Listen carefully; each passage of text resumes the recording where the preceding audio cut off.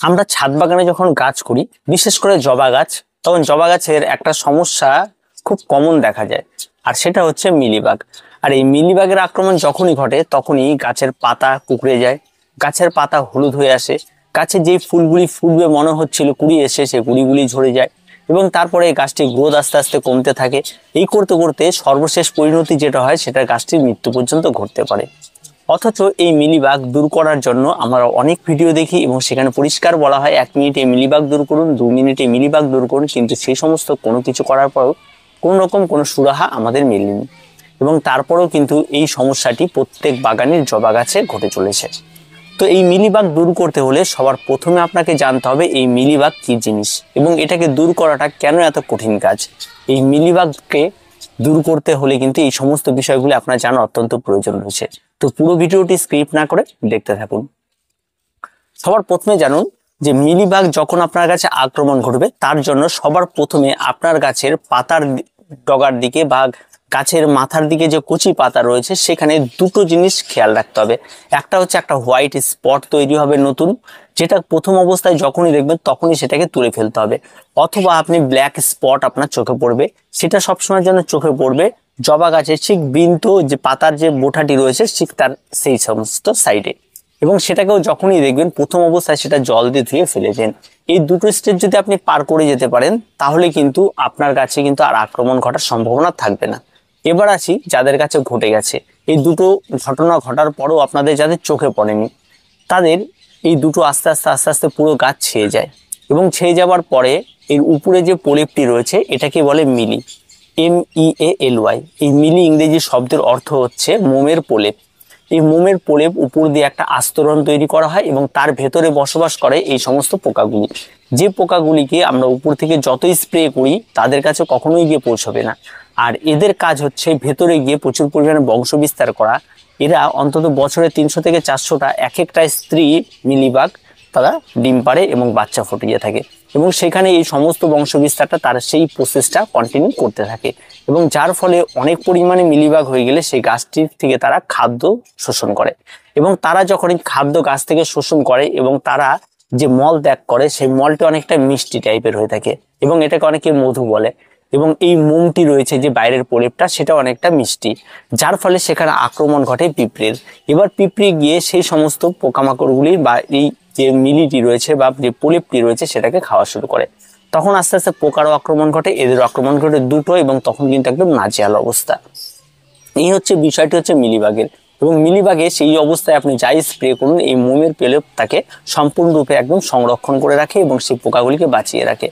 এবার আপনাকে এর হাত থেকে বাঁচতে হলে যেটা সবার প্রথমে করতে হবে সেটা হচ্ছে আপনার কাছে অতিরিক্ত মাত্রায় যখন মিলিবাগ হয়ে যাবে, হয় আপনি গাছের যে সমস্ত ডালগুলিতে ধরেছে সেই সমস্ত ডালগুলিকে সমান করে কেটে বাদ দিয়ে সেই সমস্ত জিনিসগুলিকে দূরে কোথাও ফেলে দিন বা প্যাকেটে ভরে দূরে কোথাও ফেলে দিন।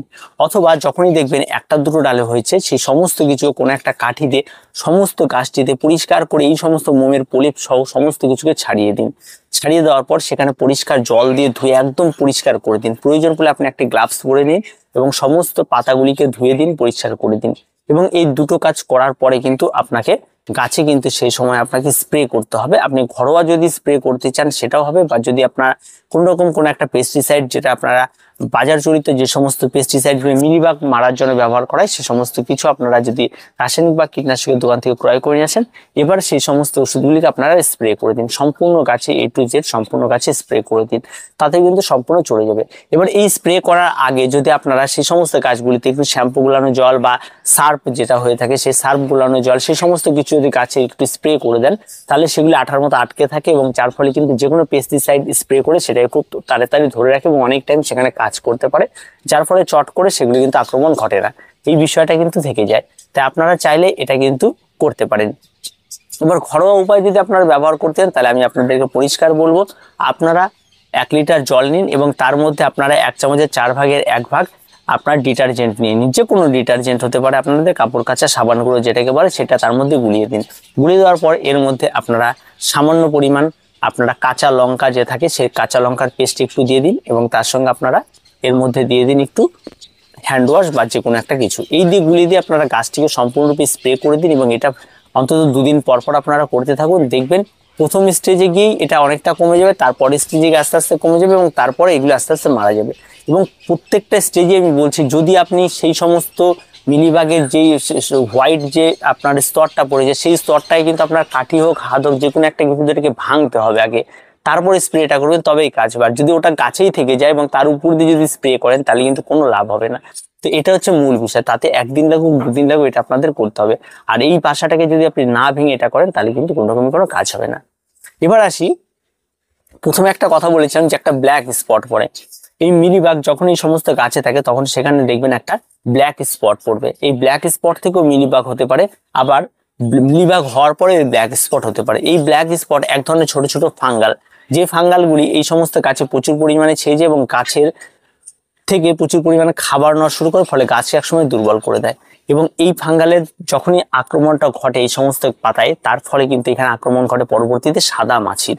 এবং এই সাদা মাছি তখন এই সমস্ত গাছের মধ্যে প্রচুর পরিমাণে অ্যাট্রাক্টেড করে ফেলে এবং এই দুটো থেকে দূর করা আরো কঠিন হয়ে যায়। তাই যখনই আপনারা এই সমস্ত সমস্যাগুলি, এই কালো স্পটগুলিও দেখবেন, সঙ্গে সঙ্গে সেটাকে ধুয়ে কিন্তু আপনারা পরিষ্কার করে দেবেন, দেখবেন আর আপনার এই সমস্ত সমস্যাগুলি থাকবে না। অ্যাকচুয়াল কথা বলতে গেলে মিলিবাগ দূর করার জন্য পার্টিকুলার কোনো সেরকম কোনো ওষুধই নেই যে ওষুধটি দিয়ে এই জিনিসটাকে দূর করবেন। তার একটাই কারণ, তার প্রলেপ। আর তার জন্য আপনাকে যে কোনো ওষুধে এটা দূর হবে, তার জন্য আপনাকে সেই প্রলেপটাকে কাঠি দিয়ে হোক হাত দিয়ে হোক ভেঙে পরিষ্কার করে একটু ছড়িয়ে দিতে হবে। সেটা প্লেন জল দিয়ে হতে পারে। আপনি যদি প্লেন জল দিয়ে প্রতিদিনই ধোয়ার কাজটা করতে পারেন একবার করে, তাহলেও আপনার কাছে হবে না।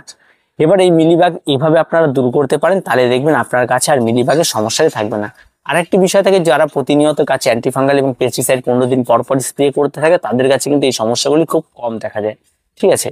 আর যারা করছে না তাদের কাছে অ্যাট্রাক্টেড হওয়ার পর এই সমস্ত সমস্যাগুলি তৈরি হয়ে যায়। আর যখনই দেখা দেয় প্রথম স্টেজে আপনাকে কাজ করতে হবে। আর আমি সবসময় একটা কথা বলি, গাছের প্রতি একটা মনিটরিং, প্রতিনিয়ত আপনার গাছে কাছে যেতে হবে, কোনো সমস্যা হচ্ছে কিনা, কোনো কিছু হচ্ছে কিনা সেটা দেখতে হবে। আর এই মিলিবাগটা সাধারণত বেশি দেখা যায় আপনার এই গরমকালে, আর তাছাড়া কিন্তু তেমন খুব একটা বেশি চোখে পড়ে না। তো আর কিছু বলার নেই, মিলিবাগ নেই, ছোট ছোট বিষয়গুলি আপনাদের জানানো ছিল। এখন আপনারা প্রত্যেকে এগুলি 1 মিনিট হোক 2 মিনিট হোক আপনারা নিজেরাই এগুলিকে দূর করে নিতে পারবেন। তার জন্য তেমন কোনো আহামরি তেমন কোনো কিছু নেই। তো ভিডিওটি এ পর্যন্তই। ভিডিওটি ভালো লাগলে অবশ্যই লাইক, শেয়ার এবং কমেন্ট করুন এবং চ্যানেলটিকে সাবস্ক্রাইব করে রাখুন। আর দেখা হবে নেক্সট ভিডিওতে। প্রত্যেকে ভালো থাকবেন, প্রত্যেকে সুস্থ থাকবেন।